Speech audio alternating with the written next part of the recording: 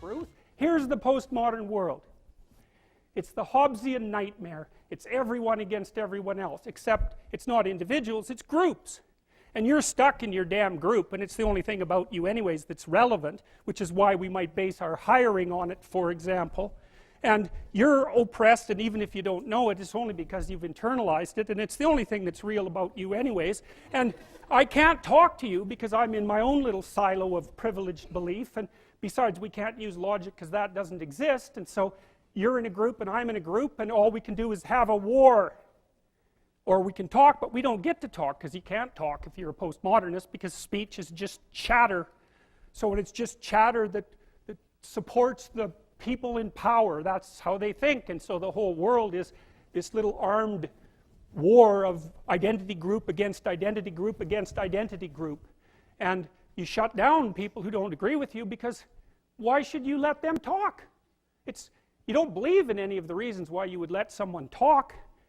So this isn't accidental. It's not because they're afraid, although it's also because of that.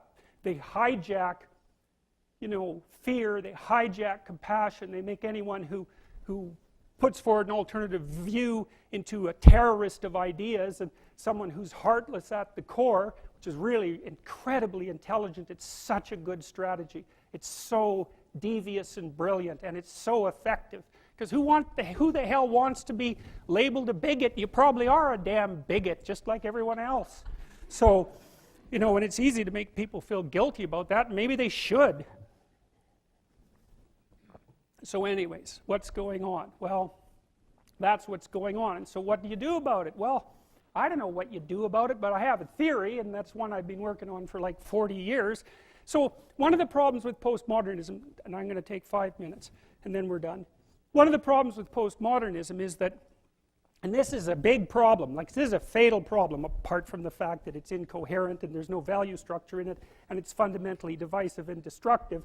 There's a logical problem with it too that's even worse. And so you might be noticing that the LGBT set of acronyms keeps growing, eh? And it's kind of a form of its own parody in some sense. It's like, well, I'm oppressed. It's like, yeah, you are. And, well, I'm oppressed too. Yeah, you're also oppressed. And maybe I'm even oppressing you, being part of this other marginalized group, but at least we share our oppression. Well, I'm also oppressed. Well, so am I. I'm oppressed too. It's like, okay, so here's a problem. There's a big problem here. The problem is, it's true. You're oppressed, you're oppressed, you're oppressed, you're oppressed. God only knows why. Maybe you're too short, or you're not as beautiful as you could be, or your grandparent was a serf, likely, because almost everybody's great-grandparent was. It's like, and you're not as smart as you could be, and you have a sick relative, and you have your own physical problems, and it's like, frankly, you're a mess.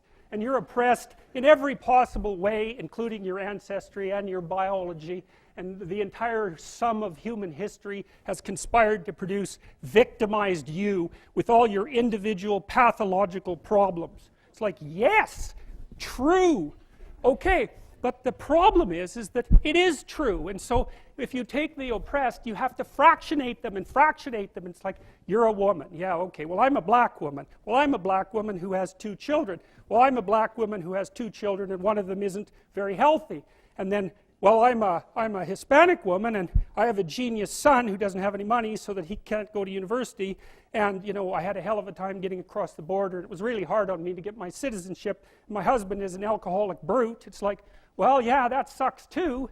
And so, well, so let's fix all your oppression, and we'll take every single thing into account, and then we'll fix yours too. We'll take every single thing into account. It's like, no, you won't, because you can't. You can't. It is technically impossible. First of all, you can't even list all the ways that you're oppressed. Second, how are you going to weight them? Third, who's going to decide? And that's the bloody thing. Who's going to decide? That's the thing. Well, what's the answer in the West? It's like, in free markets, oh yeah, Christ, we'll never be able to solve this problem. No one can solve it. What are we going to do about that? We're going to outsource it to the marketplace. You're going to take your sorry, pathetic being, and you're going to try to offer me something that maybe I want. And I'm going to take my sorry, pathetic being, and I'm going to say, well, all things considered, as well as I can understand them, maybe I could give you this much money, which is actually a promise, for that thing.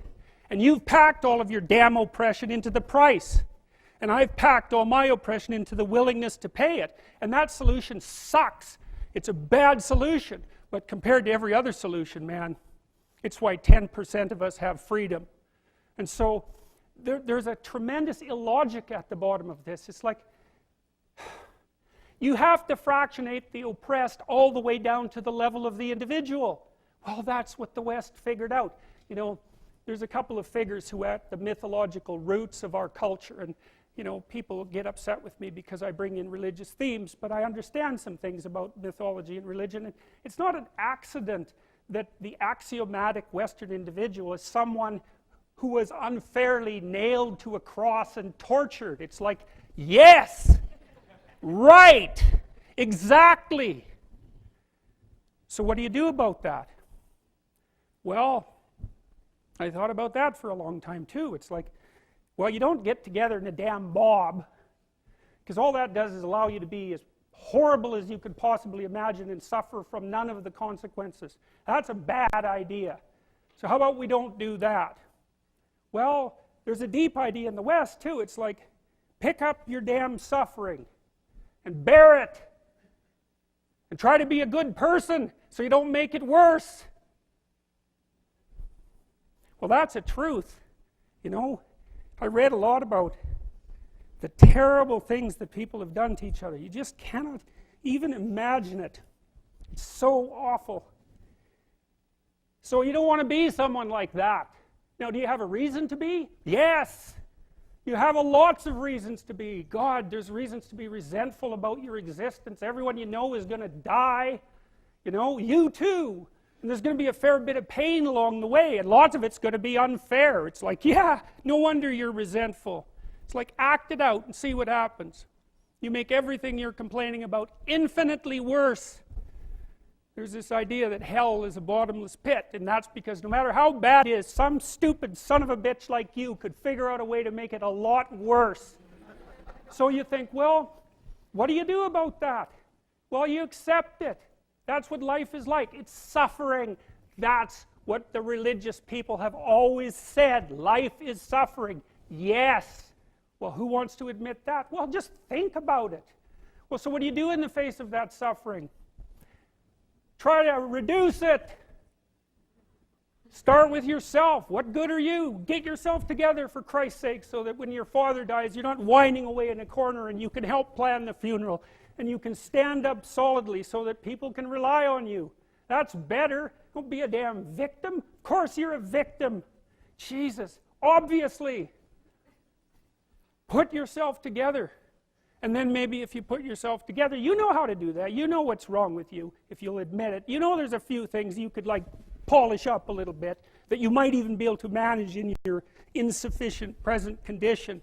And so you might shine yourself up a little bit, and then your eyes will be a little more open, then you can shine yourself up a little bit more, and then maybe you could bring your family together instead of having them be the hateful, spiteful, neurotic, infighting batch that you're like doomed to spend Christmas with. So then you fix yourself up a little bit, kind of humbly, because, you know, God, you're a fixer-upper if there ever was one. And then you got to figure out, well, can you figure out how to make peace with your idiot brother? And probably not, because he's just as dumb as you, so how the hell are you going to manage that? And so then maybe you get somewhere that way, and your family's sort of functioning, and you find out, well, that kind of relieved a little bit of suffering, although it reduced the opportunities for spiteful revenge, and that's kind of a pain in the neck. And so then you get your family together a little bit, and you're a little clued in then, at least a bit, because you've done something difficult that's actually difficult. You're a little wiser, and so then maybe you could put a tentative finger out beyond the family and try to change some little thing without wrecking it. It's like, our society is complex, and we teach our students that they could just fix it. It's like, go fix a military helicopter and see how far you get with that. It's like, what are you going to do? You're like a chimp with a wrench. Whack! Oh, look, it's better. It's like, no, it's not better. Things are complicated, and to fix things is really hard. And you have to be like a golden tool to fix things, and you're not. So, and that's the other message of the West. It's like, how do you overcome the suffering of life? And I'm not saying it's only the message of the West. How do you overcome the suffering of life? Is be a better person. That's how you do it. Well, that's hard. It takes responsibility. And I think, you know, if you said to someone, you want to have a meaningful life? Everything you do matters. That's the definition of a meaningful life. But everything you do matters. So you're going to have to carry that with you. Or do you want to just forget about the whole meaning thing, and then you don't have any responsibility, because who the hell cares, and you can wander through life doing whatever you want, gratifying impulsive desires for how useful that's going to be, and you're stuck in meaninglessness, but you don't have any responsibility. Which one do you want? Well, ask yourself, which one are you pursuing? And you'll find very rapidly that it isn't the majority of your soul that's pursuing the whole meaning thing, because, well, look what you have to do that. You have to take on the fact that life is suffering. You have to put yourself together in the face of that. Well, that's hard. Christ, it's amazing people can even do it. I'm stunned every day when I go outside and it isn't a riot with everything burning. Because really, God, you talk to people, it's like, I knew this guy, he'd been in a motorcycle accident and it really ruined him, and he was like a linesman, you know, working on the power, and he was working with someone who had Parkinson's disease, and they had complementary inadequacies, and so two of them could do the job of one person, and so they're out there fixing power lines in the freezing cold, despite the fact that one was 3/4 wrecked with a motorcycle accident and the other one had Parkinson's. It's like, that's how our civilization works. It's like there's all these ruined people out there, they've got problems like you can't believe. Off they go to work and do things they don't even like, and look, the lights are on. My God, it's unbelievable. It's a miracle. It's a miracle. And we're so ungrateful. College students, the postmodern types, they're so ungrateful. You know, they don't know that they're surrounded by just a bloody miracle. It's a miracle that all this stuff works, that all you crazy chimpanzees that don't know each other can sit in the same room for 2 hours sweltering away without tearing each other apart, because that's what chimps do. So, anyways, so what happened? Well, I made some videos and I got to the bottom of some things, at least as far as I can tell, so I told you what the bottom is, and then I got this idea about what you might do about it, which isn't my idea. It's not my idea. It's an old idea. It's far older than Christianity. It's old. It's the oldest story of mankind. Get yourself together. Transcend your suffering. See if you can be some kind of hero. Make the suffering in the world less. Well, that's the way forward, as far as I can tell, if there is any way forward. And that's what's under assault by the postmodernists. So look out, because they know exactly what they're doing, and they know exactly why they're doing it. And that's what it looks like to me. So, that's it.